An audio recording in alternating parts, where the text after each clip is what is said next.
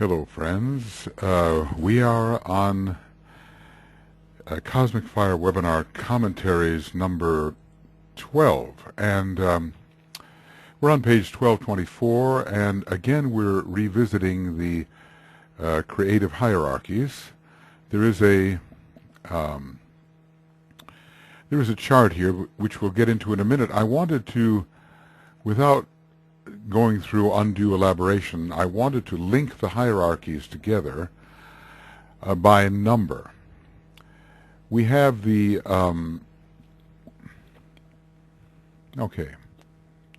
unmanifested. We have the Pisces creative hierarchy, which is intelligent substance. It's number 1. We have the Leo creative hierarchy. It is number 1 of the manifested hierarchies. And if we count from the manifested hierarchies from the below upward, we have Aquarius.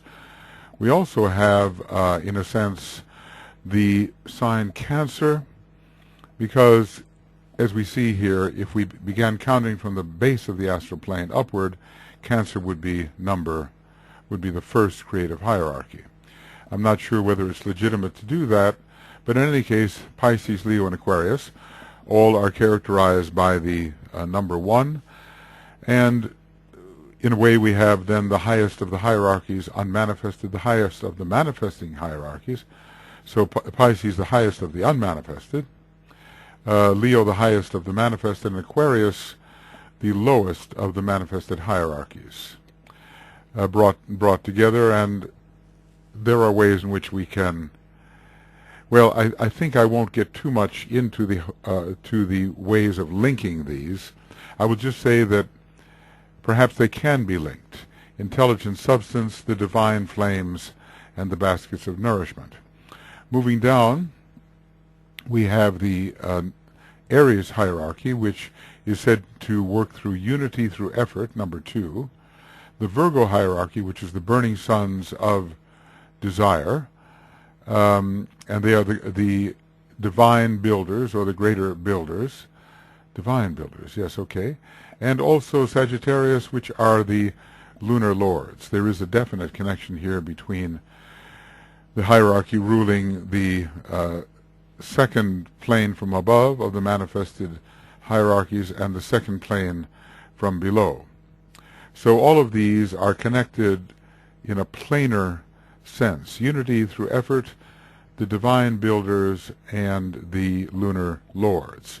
And if we count from the lowest level of the cosmic astral plane, Gemini, which gives us as well what's called desire for duality, would also be included. Then with hierarchy number 3 of the unmanifested type is ruled by Taurus, and its theme is, or its energy is, light through knowledge.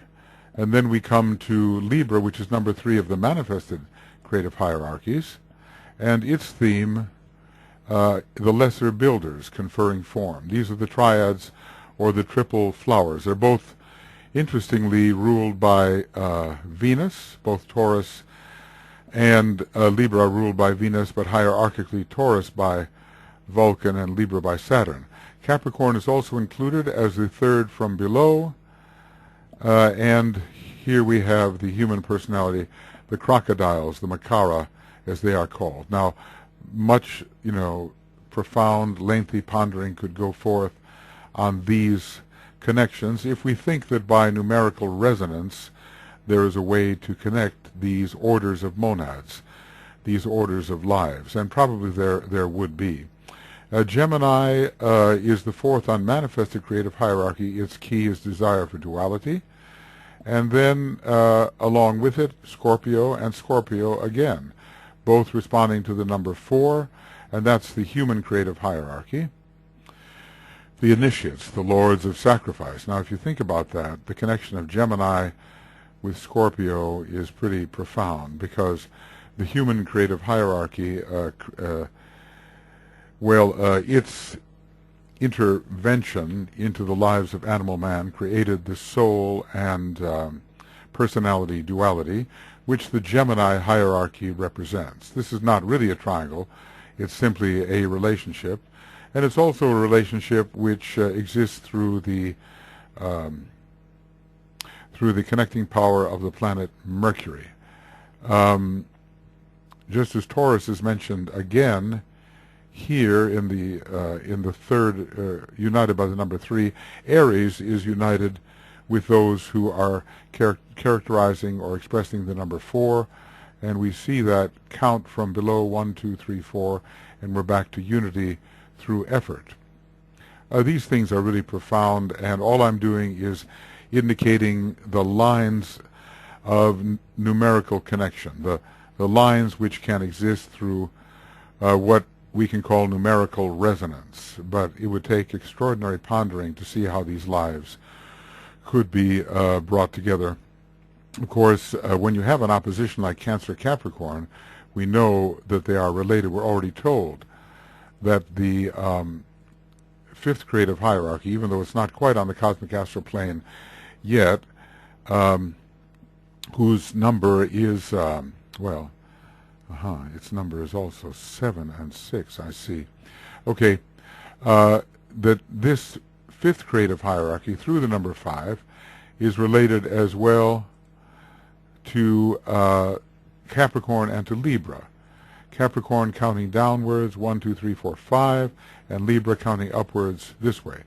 So it's a relationship based upon, very much upon the planet Saturn, Venus, and Neptune, if we look at the hierarchical rulers, and Pisces would be included in the 5th position if we number upwards, 1, 2, 3, 4, 5, the Pisces hierarchy.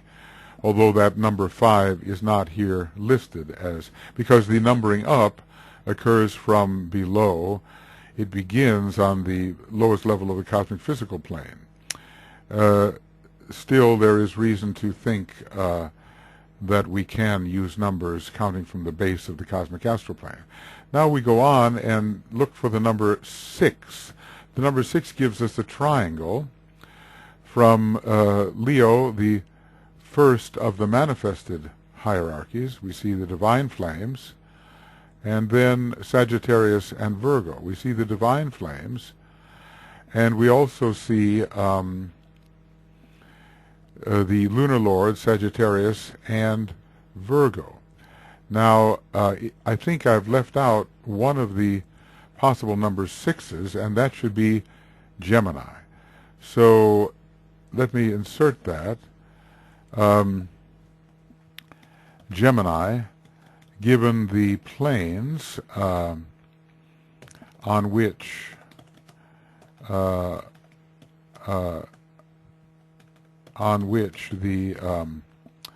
unmanifested hierarchies are focused. So we see we see here that Leo has the number as the divine flames, the first of the unmanifested hierarchies.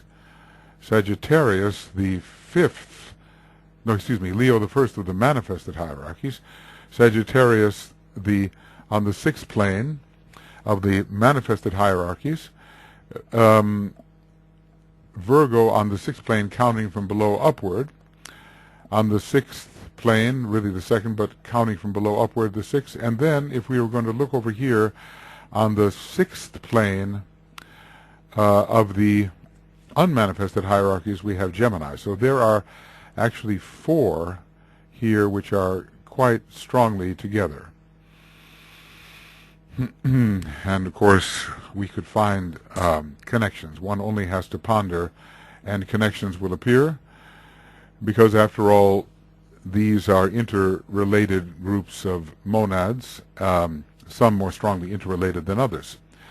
There's also going to be another addition that I'm going to have to put here, and it's going to be Cancer, and we'll see how. United through the relationship to the number 7 is Virgo of the manifested creative hierarchies. Here, Virgo of the manifested creative, no, did I say that? Yes, yes, because with the Manifested Creative Hierarchies, counting from Pisces to Virgo, you get the number 7. Then you go down here to the 7th plane and you find Aquarius. And then you rise here through the 7th plane from the base of the cosmic physical plane, and you find Leo. Well, these are, two aspects relating to very high lives, monads, trying to work out, in some sense, through the etheric energy of the lowest elemental lives. But we're not finished here. We have to include the sign Cancer because it is on the 7th of the cosmic astral, 7th level of the cosmic astral plane, and is distributing the 7th ray. So this is the hierarchy for mass life, and along with it we find the divine builders, the baskets of nourishment, the divine flames, and mass life. All right, now for number 8. We don't have any number 8s on the unmanifested creative hierarchies, so we have to look at 8. Well, actually, no, I'm incorrect in saying that. Libra is the 8th when we count from above, from Pisces, and Libra will give us the lesser builders, the triple flowers, the triads, and counting from below, we will also find that Cancer is here. They are united in some sense through the number 7, and Libra is the 7th sign, and Cancer distributes the 7th ray. We can look at things in that way as well. If we were numbering from the base of the cosmic physical plane, number 8 would take us all the way 1, 2, 3, 4, 5. We would already be on the cosmic mental plane in terms of hierarchy, so we cannot do that. I know a theorist who does do that, but he uses this whole setup in an entirely different way. United through the number 9, we have the human hierarchy, which is Scorpio, the initiates, or the how are they called here? The initiates, or the lords of sacrifice. That's it. Lords of ceaseless, persevering devotion. And if we want to connect with the number 9, numbering up, we find the Gemini hierarchy. So again, we see an important connection between Scorpio and Gemini. The Scorpio hierarchy having created a duality between soul and personality, and the Gemini hierarchy representing that precisely. At least it represents duality, and it talks about desire for duality. We go on here to those united through the number 10, and they would be the hierarchy of solar angels. Well, we would call them the Makara.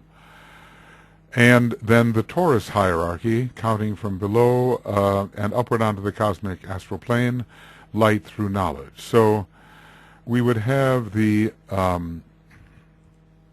human personality, the crocodiles, the Makara hierarchy united to a Taurus hierarchy. They are both connected via there are many ways that these hierarchies can be connected via ruling planets, in this case through Venus, although the hierarchical ruler is Vulcan. Well, the two rulers of Taurus connect these two hierarchies, Vulcan and Venus. Then we go to 11. It's going to be the lunar lords, or they're called the sacrificial fires. And then counting upward with 11, we have Aries unity through effort. There's all kinds of connections we can look for. The Aries is ruled by Mars, but hierarchically through Uranus. But the Martian rulership does connect it with the hierarchical rulership of this 11th creative hierarchy, counting from the very top. And finally, our last connection brings us with Aquarius and Pisces, two neighboring and closely related signs having much to do with human fulfillment. Aquarius, the baskets of nourishment, the elemental lives, the etheric nature of the atomic lives, and then all the way up to the top, number 12, Pisces, intelligent substance. And in fact, I think we can see a close connection there between the animated substantial nature of these excuse me, pardon me. Yes, I was saying the animated substantial nature of this seventh creative hierarchy, really number 12, and the idea of intelligent substance by the Pisces hierarchy. And Pisces is also the water which is matter. So there's a definite connection, and there's a connection via Jupiter as well. I have not really gotten into all the rulers that we might consider, of course, but Jupiter rules Pisces in a normal sense, and esoterically it rules Aquarius, where we find the other hierarchy, number 12. Well, all of these are interactions. The ones that DK has given us particularly are the relationship between hierarchy number 5 and or the 10th creative hierarchy and hierarchy number 8. And we have Neptune as the hierarchical ruler, and its lower octave Venus over here as the hierarchical ruler of the solar angels.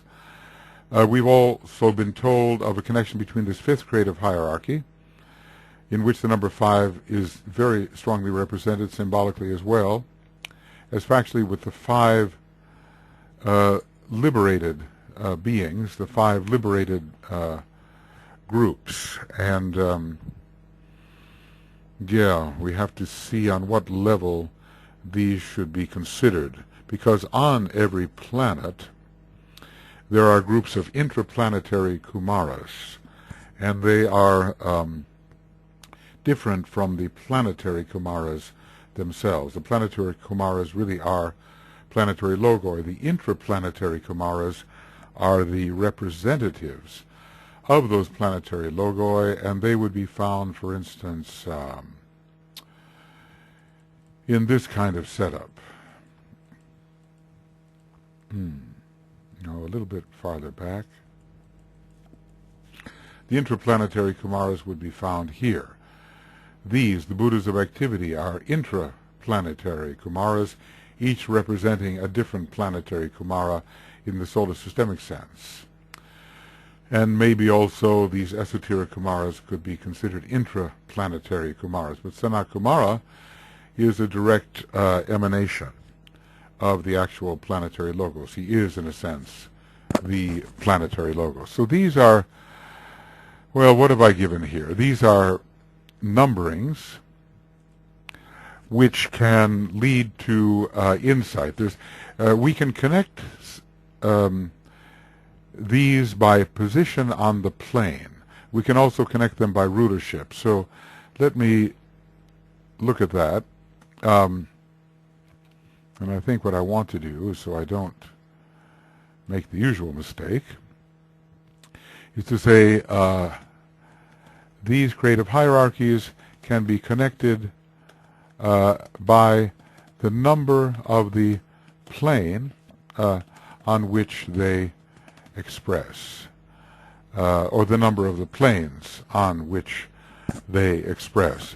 They will not be connected by hierarchical rulers, because each of them has a different hierarchical ruler. But they can be connected by the similarity of orthodox and esoteric rulers to the hierarchical rulers. For instance, when we're looking, or by orthodox rulers to each other. But frankly, you know, for instance, in the case of the triple flowers, the triads, being connected to the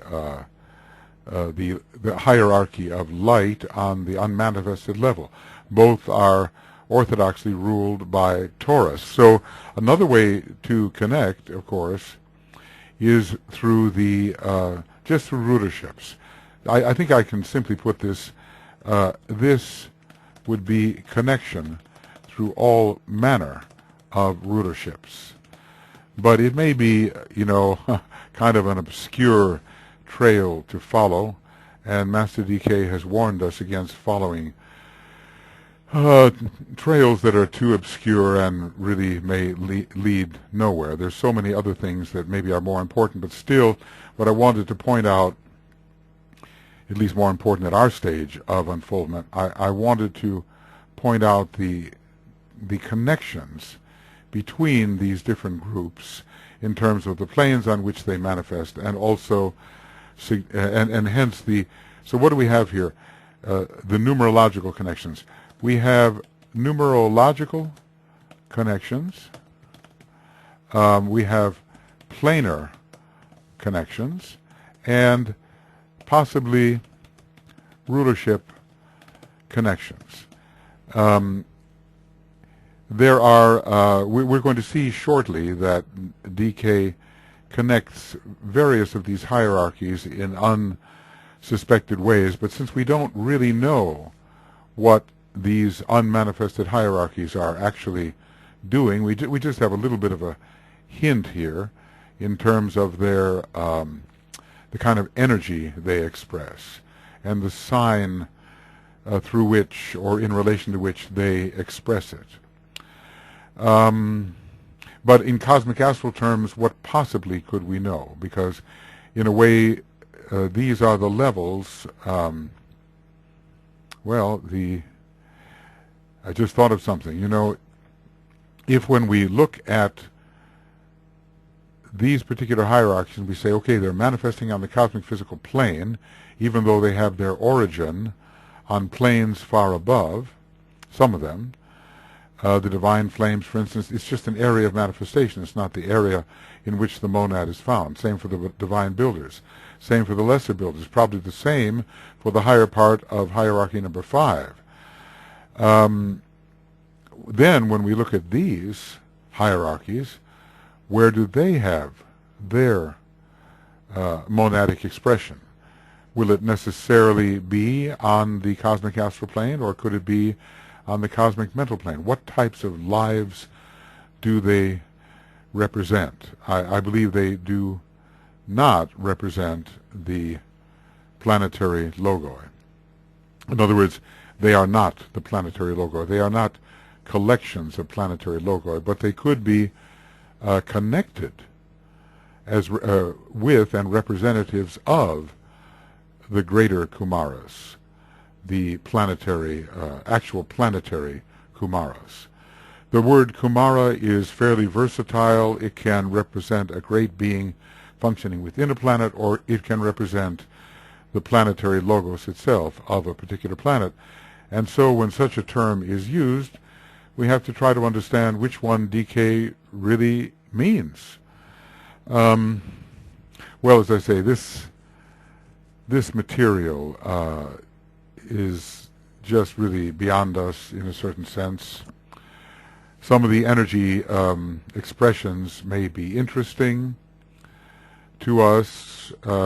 We know that substance, is intelligent. The anima mundi here may be involved with the Pisces hierarchy, as water is matter, and the anima mundi has within itself, or is the intelligent soul within all types of substance.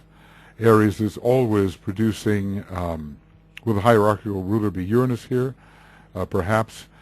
It is always making an effort. Aries is the constellation of effort and focused energy to achieve something through exertion. But there is a movement towards unity here, because it's ruled by the 4th ray, just as substance is ruled by the 3rd ray. Well, the 5th ray lord, and we don't know either where these ray lords, of course, are shambolic beings. Those are intraplanetary ray lords, and they have their monad I feel pretty sure not at all on the cosmic physical plane. But the most luminous of the ray lords is the fifth ray lord, and so Taurus is the mother of illumination. Connecting these is very reasonable, light through knowledge. The acquisition of knowledge is a very important thing to the Taurian, but we're talking about a very high order of lives, which must be collecting knowledge of a much higher status than the knowledge we can imagine. Anyway, Taurus, ruled by Venus and its fifth ray, and associated with the fifth plane of the cosmic astral plane. Interestingly enough, our planetary logos is said to be struggling on the fourth level of the cosmic astral plane, and so may be working in some sense through an Aries hierarchy or working in association with it. Then the sixth ray is not usually associated with Gemini whatsoever, except when you look here, you've seen the way he's put these together.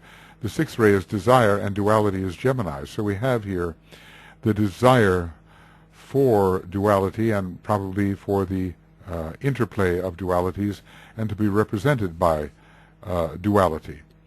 When it comes to Cancer, it does, in this case, express the seventh ray. But the reason the 7 is there is because it's the focus will be, not yet, on the seventh subplane of the cosmic astral plane. And Cancer is the sign of mass consciousness. Here we have mass life. But what is mass life? Maybe the mass life is many types of lives on the cosmic physical plane considered as unconscious of what transpires on the cosmic astral plane. It veils the Christ, but what type of Christ? Our Christ, or does it, in fact, well, Neptune and the Christ are one in a certain sense. Neptune, Vishnu, and the Christ. So it is as if we have the Christ manifesting through the lowest form of astral, cosmic astral matter, or cosmic astral energy, let's call it that.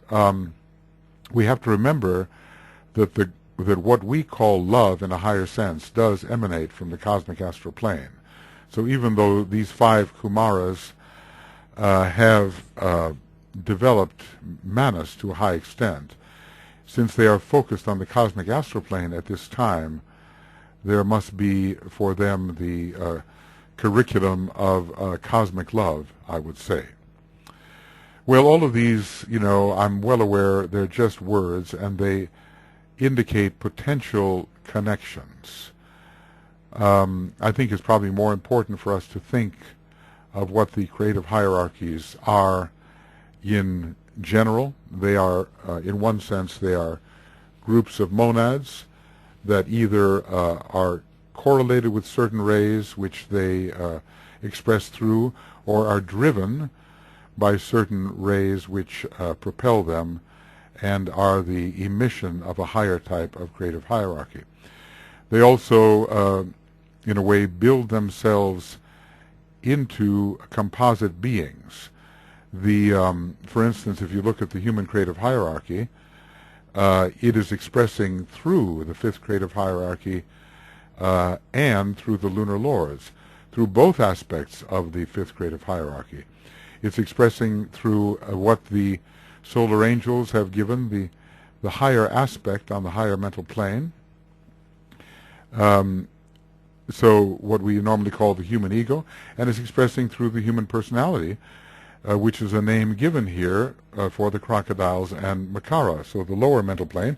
It's also expressing through the lunar lords in general, which give us our astral body and our physical body. I'm not sure whether the etheric should be included, but some of the symbols for the etheric body are the moon, and it's violet in color, so it seems to connect with the etheric body.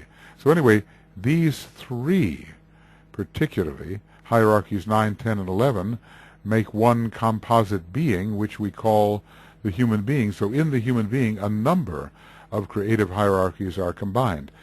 And I think we could find this to be the case with some of the higher creative hierarchies in relation to each other, but how they combine, this would be, well, not something we could easily see.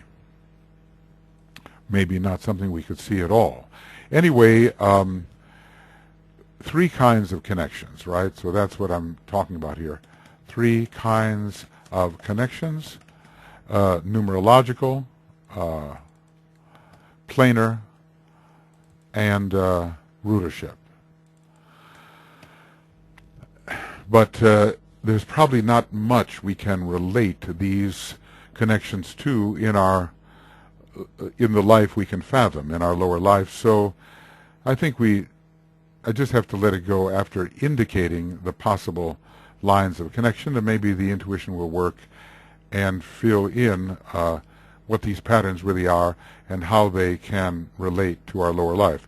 You know, out of the many triangles Master DK might have discussed, he only discussed relatively a very few, and they were the ones who would have an effect on our human life in a way that we might recognize.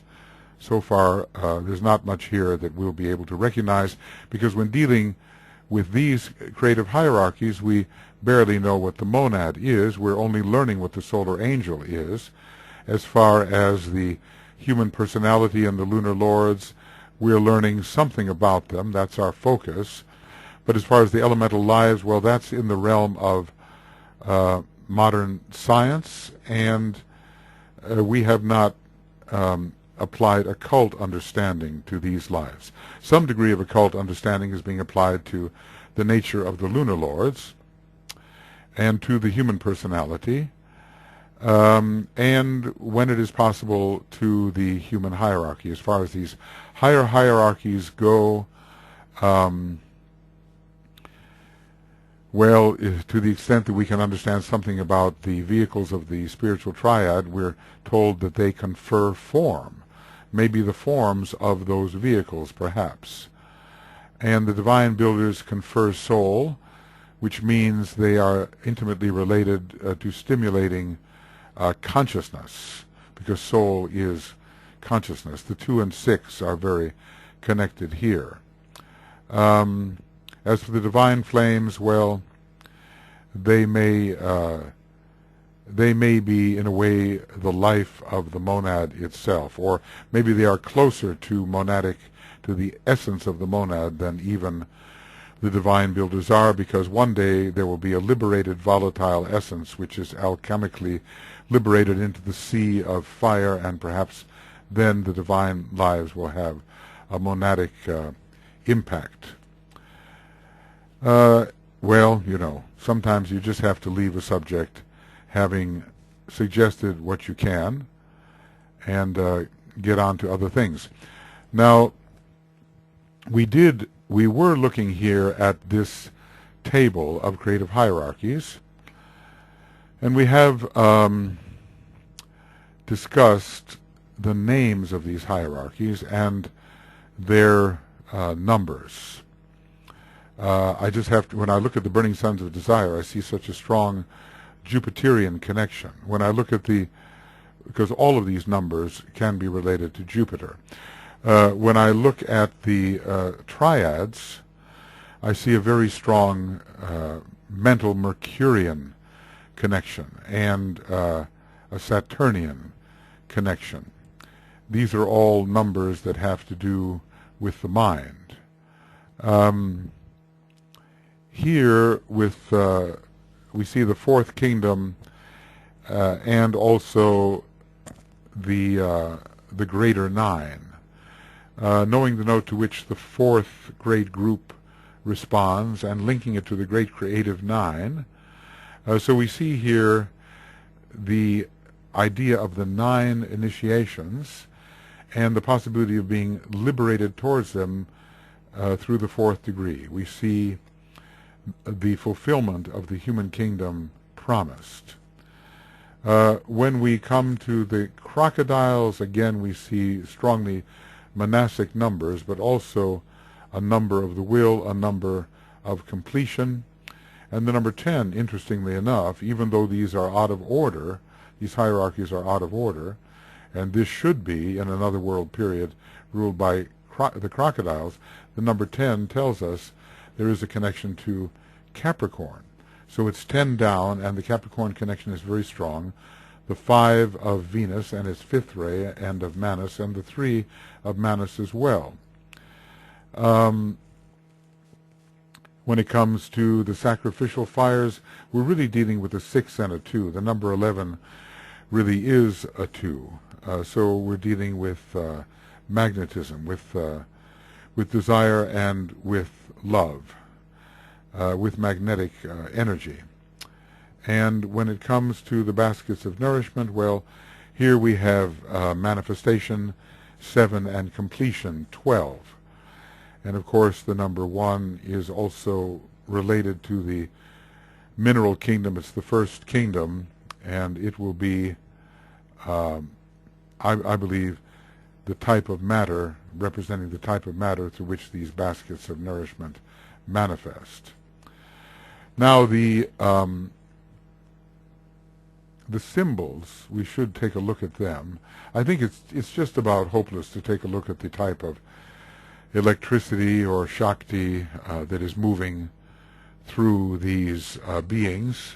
We're not told anything about the type of energy which is manifested in the or which is demonstrating in the unmanifested creative hierarchies, but we're told here, you know, about the 6th cosmic force, or Shakti. Well, if we start counting from the cosmic physical planes, we might say that this is the 6th plane, numbering 6 from beginning in Pisces, but also it's the 6th cosmic force of the 6th, it's the first aspect of the 6th type of cosmic electricity.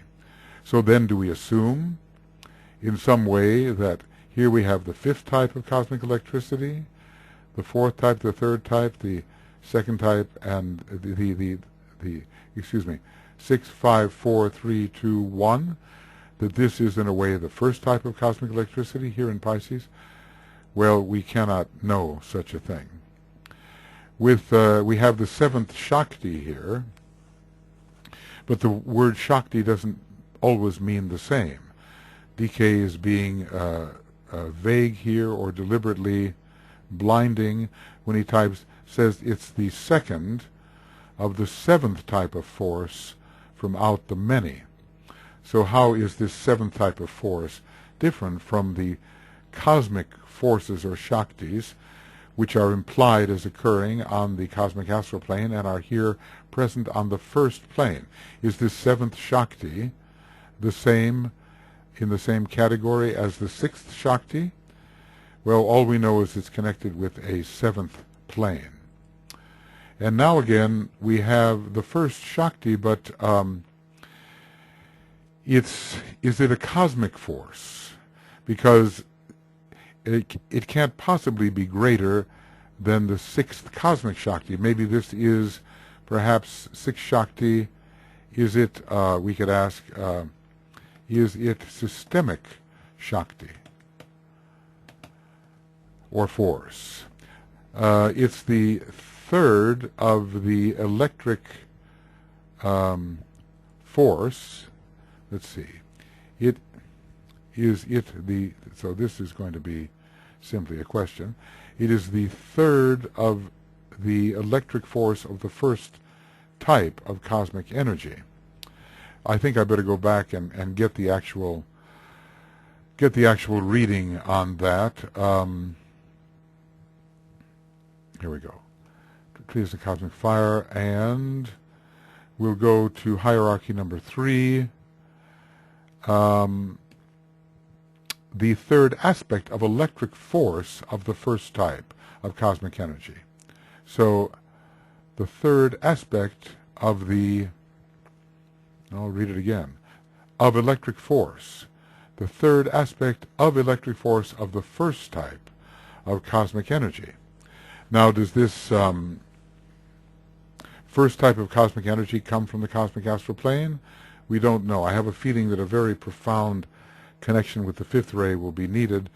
An occult connection and a metaphysical connection with the fifth ray will be needed to decipher this. It's the third type of electric force of the first type of cosmic energy. Does this first type of cosmic energy, does it occur on the first plane in some way? Because this is the sixth type of cosmic electricity. Is cosmic energy different from cosmic electricity? That is the question for us. Here we start to get simple, and we talk about the fourth type of cosmic energy, but not the fourth type of cosmic electricity. Because up here we have the sixth type of cosmic electricity, and we're obviously dealing with a lower type of energy. So the fourth energy could be considered of the first type of cosmic energy. Yes, maybe the word energy and cosmic energy relates to what is found beginning on the cosmic physical plane. The term energy may relate to that which begins on the first level of the cosmic physical plane. Perhaps. I think I probably should have made all of these much smaller. They are in 10, and it would have been better to make them in 8. And I think that's what I'll do. I'll make them an 8 so that we don't have to go quite so far, quite such an expanded view to look at them. There are different kinds of energies here, and they are being differentiated, but in a way that we do not fully understand. Suffice it to say, I think, that cosmic energy is not the same as cosmic electricity. Here he talks about cosmic force or Shakti, but elsewhere in describing this he talks about the first aspect of the sixth type of cosmic electricity. So the cosmic electricity originated, this we will say originated on the cosmic astral plane. And I just want to keep things clear here if I possibly can. I'm going to give a different color here to what DK actually said, and I'll keep myself in red, as it were. Okay, so we'll do it that way. And this is what DK actually said. So we'll work on it that way. And when I say something, it's going to be in red. And when he says something, the term energy, okay, first type of cosmic energy, there's blue again for him. And if I write something in, it will be written in red. Okay. This is the number 8. So now we start simply with cosmic energy. We assume that this is the fourth type of cosmic energies, and the energy is generated on the first 4 levels of the cosmic physical plane. So let's put it like this. What we are calling energy is generated on the first 4 levels of the cosmic physical plane, because now we're into forces. This is the 5th cosmic force, and we have entered the world of concretion. So energies have to do with the cosmic ethers. Cosmic ethers. And forces have to do working out in the dense physical body of the solar logos, which the lower 3 planes represent. So this is the force of Mahat. It's connected with the 5th ray. And this is cosmic force. I guess I'm calling it cosmic Kama. and this is cosmic mind. So not as opposed to cosmic intelligence. There's a difference. Mind has much more to do with the technical focus on knowledge and the manipulation of knowledge, or the application of knowledge. And now we have something called a creative force. We're not calling it a cosmic force at all, but it does tell us of the link of the seventh ray to the third, and how and this we find in some of the constellations like Cancer, where both, and Capricorn, where both the 7 and 3rd are linked. Well, I'm not sure that that was helpful. It's just sort of laying out excuse me. It's just sort of laying out certain relationships which have to be given significance. Maybe if we discuss a bit more concerning the symbols, something will come to light. Of course, a 12-petal lotus, golden in color, this is very much like the heart center of the human being. And of course, the heart center is ruled by Leo. Leo is involved, and Leo rules this creative hierarchy as well. So I'm going to make these 8 again, so they're a little more compressed. Now, the fact that it is closed, 12-petaled lotus, speaks of future unfoldment. The closed 12-petaled lotus points to future unfoldment, maybe on the cosmic astral plane, perhaps, because our lotus was closed in the early days of evolution, and of course we have another 12-petaled lotus which has more of an orange color, perhaps at first, but the inner petals of which would carry on the color yellow. But sometimes we talk about our causal body as a golden lotus. Yeah, let's do it this way. Our causal body is also looked at. Can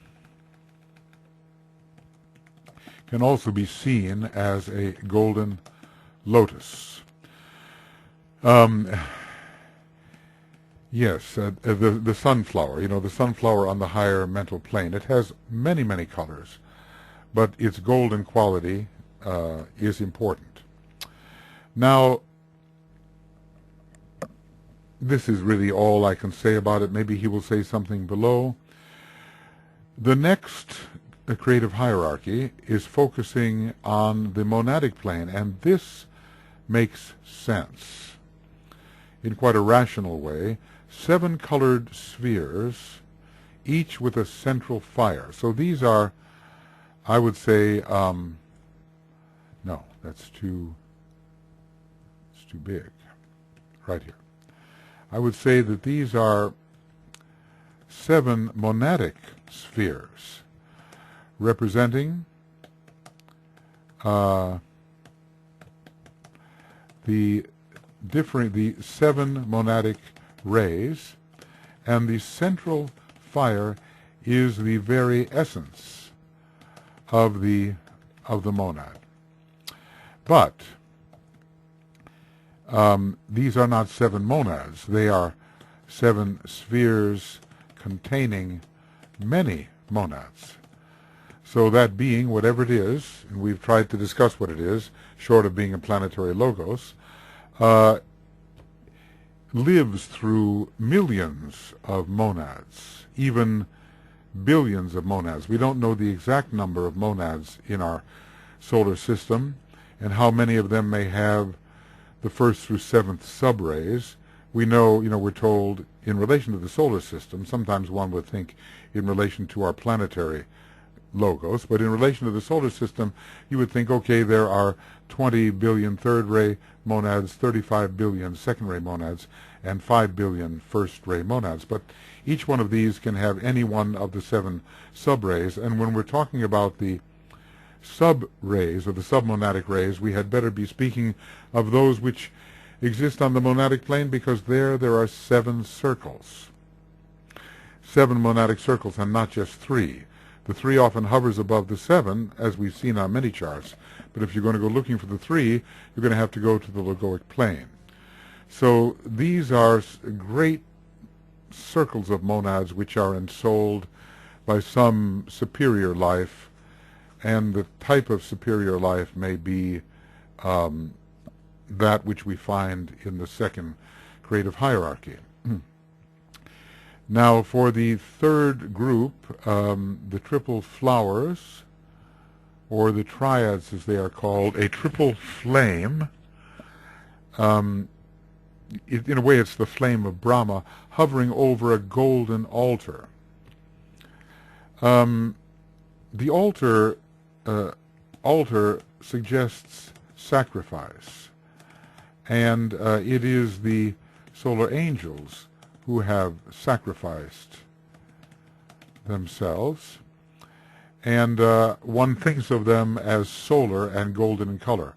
One thinks of the solar angels as solar and therefore golden in color. So it seems to suggest the relationship between hierarchies 3 and 5, with the golden altar representing somehow the sacrifice of the solar angels, and the triple flower with the triple flame above and in a higher status than. See, the solar angels have penetrated into the dense physical body of the solar logos, but these triple flowers have not. They are still viewing the ruler of the deep, and they cannot go beyond the cosmic etheric plane. So, but if you reject them, you are rejecting the Christ path, and if you reject the solar angels, you're also rejecting the Christ path. So there must be a very close relationship between the 3 and the 5, and in the words of Stephen Pugh, he suggested 3 and 5 are the 2 numbers which represent the 5th ray. So there's a very strong monastic connection here. The 3rd being a monastic ray, the 5th being a monastic ray, and the 2 together perhaps indicating the cycles of the 5th ray, the duration of cycles of the 5th ray. The triple flame, well, in a way our monad is a kind of a triple flame. It's a flame, it's the central fire, and it has 3 aspects to it. But these are higher beings, and they seem to confer form or higher form life to that expression of the monad which works out in the spiritual triad. So I have often thought that these 2 hierarchies, the divine builders and the triple flowers, the triads of triple flowers, confer the vehicles through which our monads express themselves on the monadic plane and then on the triadal planes through the triadal vehicles. At the same time, I think that these triple flowers may contain, I want to say, may contain many triads. And these burning suns of desire contain and live through many monads. So contain and live through many monads.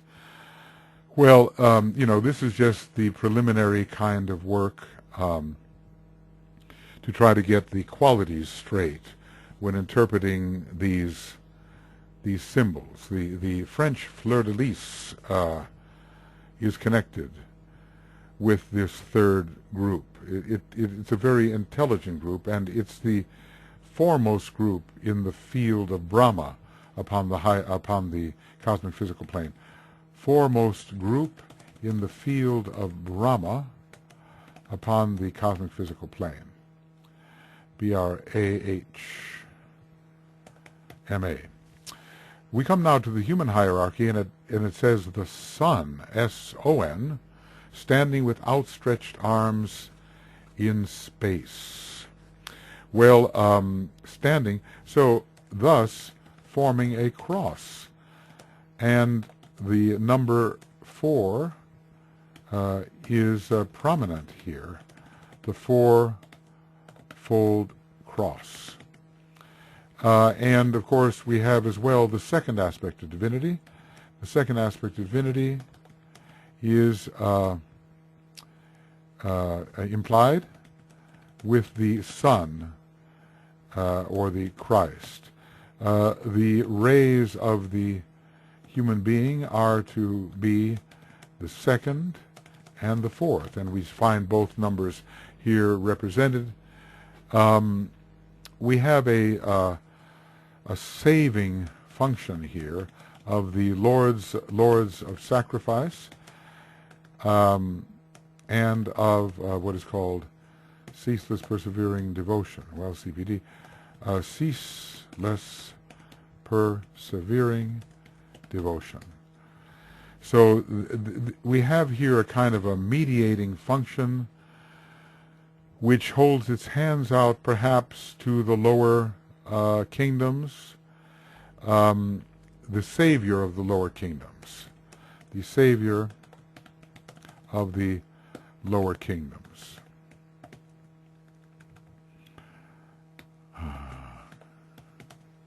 Savior of the lower kingdoms.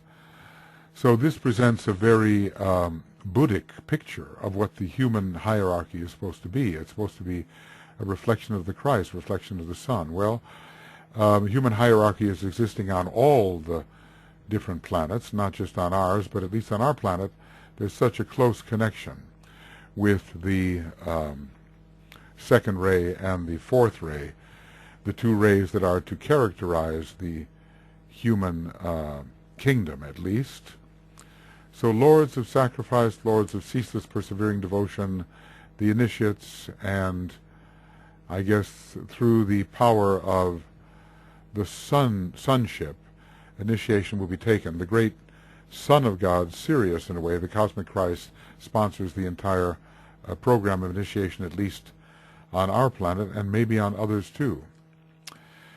Well, we come down to the crocodiles are perfect ones, remembering.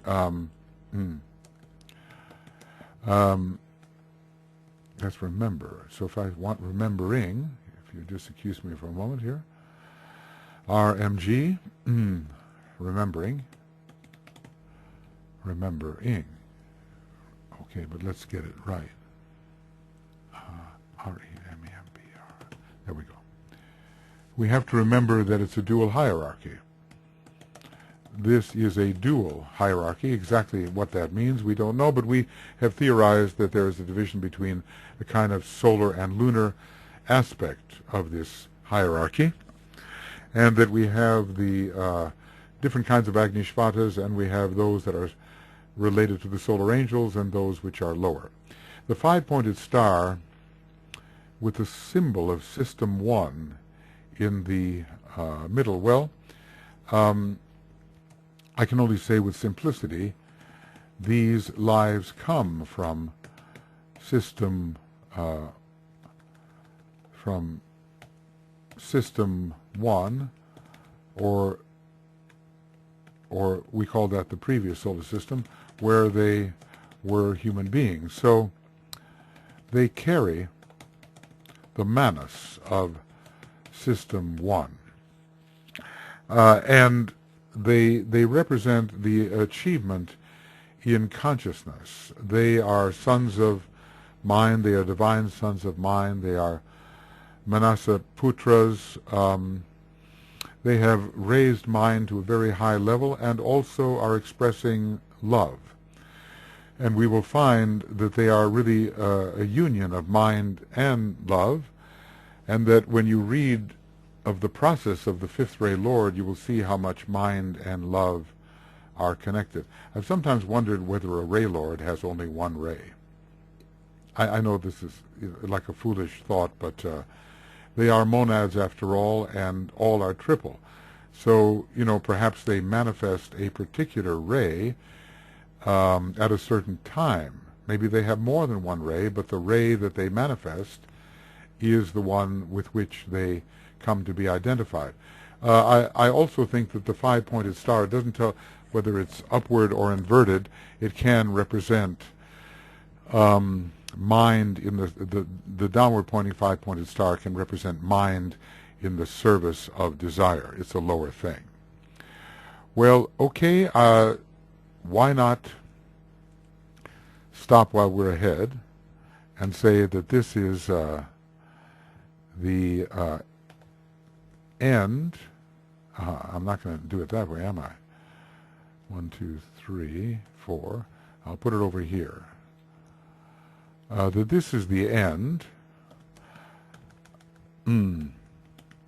of Cosmic Fire Webinar Commentaries number 12A, page 1224. Is it still?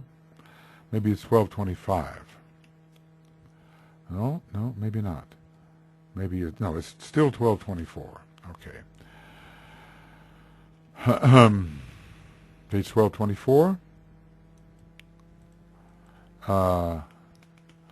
And beginning of Cosmic Fire Webinar Commentaries 12B, page 1224.